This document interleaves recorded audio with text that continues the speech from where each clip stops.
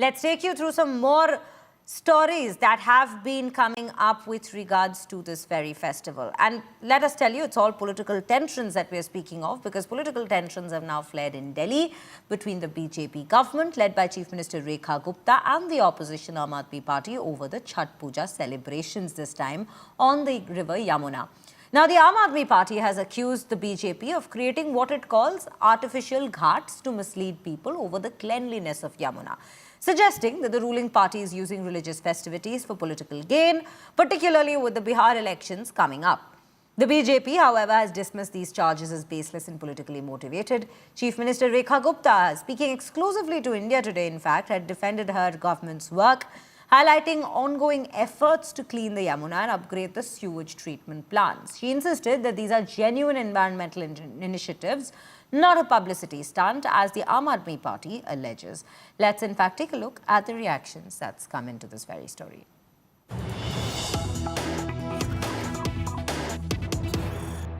जो छठ करने वाले लोग हैं उनके मन में सवाल होंगे। कुछ लोगों का, चूंकि हम लोग भी ग्राउंड पर निकल रहे थे, कुछ लोगों का कहना था कि बहुत देरी से क्या शुरुआत हुई इसकी। अभी भी हम देख रहे हैं मशीन्स लगी हुई हैं। कितनी डिसिल्टिंग यमुना जी की अभी तक हुई है, क्योंकि मैम ये बड़ा प्लान था जिस पर आप लोगों ने आम आदमी पार्टी की सरकार को चैलेंज किया कि एक तो AQI और एक ये यमुना जी का प्रदूषण। तो यमुना जी के प्रदूषण में आपने कितना सिल्ट हटाया है, कितना काम हुआ है? अभी भी हम देख रहे हैं यहाँ मशीन वहाँ मशीन सब लगा हुआ है। देखिए, ये नॉन स्टॉप काम है। आप दिल्ली की परिस्थिति समझिए। दिल्ली में जितने लोग रहते हैं, आबादी रोज बढ़ रही है। 2.5 करोड़ की आबादी पे आज दिल्ली खड़ी है, परंतु सीवेज सिस्टम यहाँ पर 50% भी सीवेज सिस्टम नहीं है। आज यदि हम ये माने कि हमारा सीवेज डिस्पोजल 1500 MGD है, तो वर्तमान में जब हमें सरकार हैंडओवर हुई तो आपके पास में सीवेज डिस्पोजल के लिए केवल 600 MGD की क्षमता थी, सीवेज ट्रीटमेंट प्लांट्स की 600 MGD की, जिसको आने के बाद हमने लगातार उस पर काम करते हुए, क्योंकि वो सारे नाले नालियाँ आखिर में तो आके यमुना जी में ही गिर रहे हैं।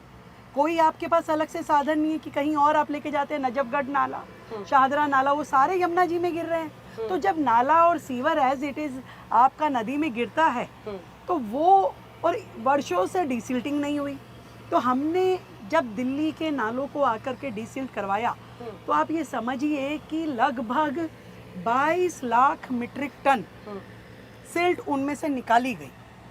ये पिछले 6-8 महीने के दौरान जो हुआ, 22 लाख मीट्रिक टन जब वो गाद, अदरवाइज तो वो आकर के यमुना में ही गिरती ना। वो सीवेज आपने रोका। आपने जितने 37 STP दिल्ली में वर्तमान में थे, उन 37 STPs की क्षमता DPCC के अनुसार थी ही नहीं। मतलब 500 MGD तो बहुत बड़ी बात मैं कह रही हूँ उसको ट्रीट करने के लिए, वो भी नहीं थी। उसको आकर के उसमें से 27 को हमने तुरंत प्रभाव में उसको अपग्रेड करवाया, तब उसकी क्षमता लगभग 814 के MGD तक बढ़ी।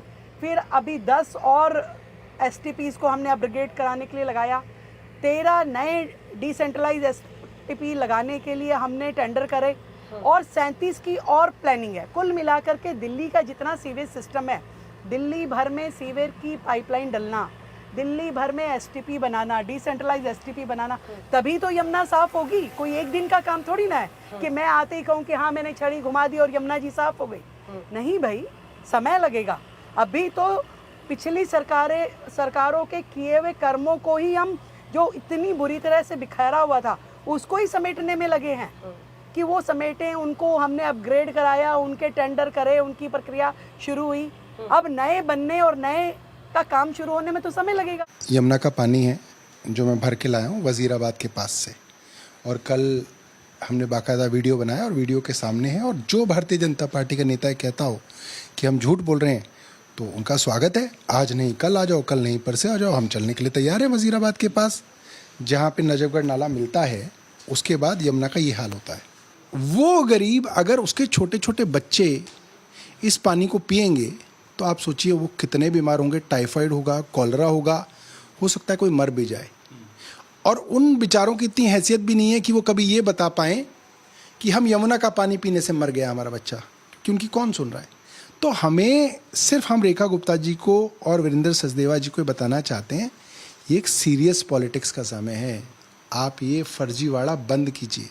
जब आज शाम को देखा जाएगा कि संध्या अर्घ होगा, डूबते सूरज को अर्घ दिया जाएगा, इसी बीच आईटीओ घाट पर क्या तैयारियां चल रही हैं उस तरफ मैं आपको दिखाना चाहूंगा कि यमुना के बीचों बीच से आप देख सकते हैं दिल्ली के आईटीओ घाट की तस्वीरें कि कैसे यहां पर एक बड़ा पंडाल जो है सजाया गया है। आप जहां भी देखेंगे आपको टेंट नजर आएंगे, एक बड़ा पंडाल नजर आएगा और साथ ही मैं आपको दिखाना चाहूँगा कि नीचे जो है मैट बिछा दिए गए हैं। कल से देखा जा रहा है कि यहाँ जेसीबी मशीन हो, मैनुअल लेबर के जरिए इस सारे घाट को जो है समतल किया गया और वहीं दूसरी तरफ एक कृत्रिम घाट भी बनाया गया है ताकि जो लोग हैं वो साफ पानी में डुबकी मार सकें। वहीं तस्वीरें मैं आपको यमुना के बीच की भी दिखाना चाहूँगा कि यहाँ वीड हार्वेस्टर मशीन भी जो है वो चलाई जा रही है। पिछले कई दिनों से देखा जा रहा है कि वीड हार्वेस्टर मशीन जो है यमुना में पानी की सफाई कर रही है। आपको मैं दिखाना चाहूँगा कि खरपतवार हो और चाहे मोटा कचरा हो, यहाँ यमुना के बीच से इकट्ठा कर इस मशीन के जरिए छांटा जा रहा है। तो आप देख सकते हैं कि कैसे जो तैयारियां हैं आईटीओ घाट पर जोरों शोरों पर चल रही हैं। ना केवल आईटीओ घाट, वासुदेव घाट और कालिंदी कुंज और दिल्ली के और भी अन्य बड़े छोटे जो घाट हैं वहां पर ऐसी ही तैयारियां चल रही हैं।